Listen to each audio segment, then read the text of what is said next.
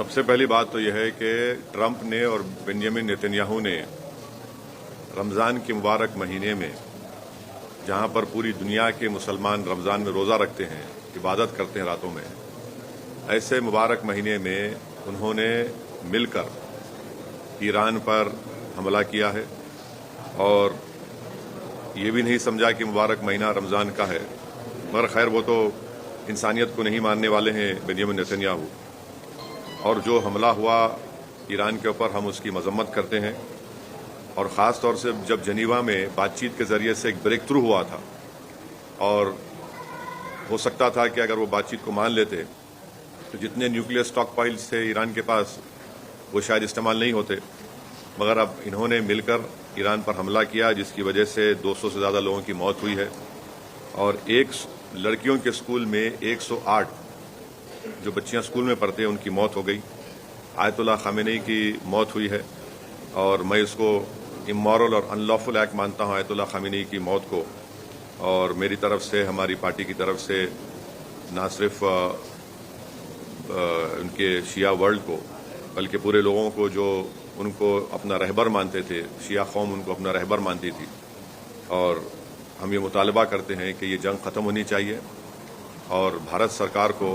इसमें अपना रोल निभाने की ज़रूरत है। और हम उम्मीद करते हैं कि मौजूदा बीजेपी की सरकार आयतुल्लाह खामेनी की मौत को कंडेम करेगी, इस जंग को रुकाने की पूरी कोशिश करेगी, क्योंकि याद रखिए कि 10 मिलियन के करीब भारत के नागरिक गल्फ कंट्रीज़ में काम करते हैं और अभी इत्तला आई कि ओमान के पोर्ट पर शायद हमारे एक इंडियन वर्कर की जख्मी भी हुए हैं। तो ये बहुत, अगर ये जंग नहीं रुकेगी तो फिर ये बहुत आगे बढ़ेगी, ये टर्मोइल होगा पूरे इलाके में। और आपको अंदाज़ा भी नहीं है कि कई भारत के लोग जो उम्रा करने के लिए गए हैं और वो ट्रैवल एजेंट के ज़रिए जाते, पैसे देते 2 दिन मक्के में या 3 दिन मदीने में, अब उनके पास पैसे नहीं है, वहाँ पे फ्लाइट ही नहीं उड़ रही है वहाँ पे। तो कितनी परेशानी हो रही है।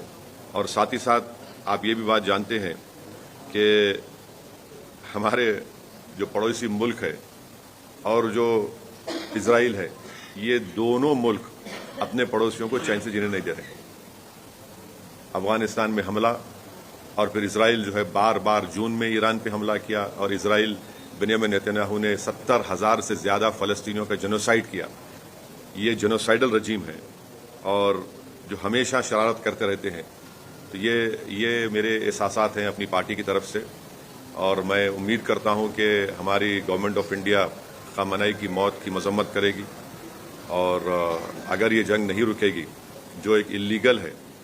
और कोई ख़तरा नहीं था किसी को, सिर्फ दबाना चाह रहे थे और जुल्म कर रहे हैं इस तरह वहाँ पर हमला करके, और इसके जो नताइज निकलेंगे वो बुरे निकलने वाले हैं। हम लोग अंडर एस्टिमेट कर रहे हैं,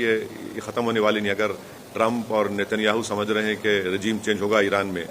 मैं नहीं समझता कि रजीम चेंज होने जाने वाला है।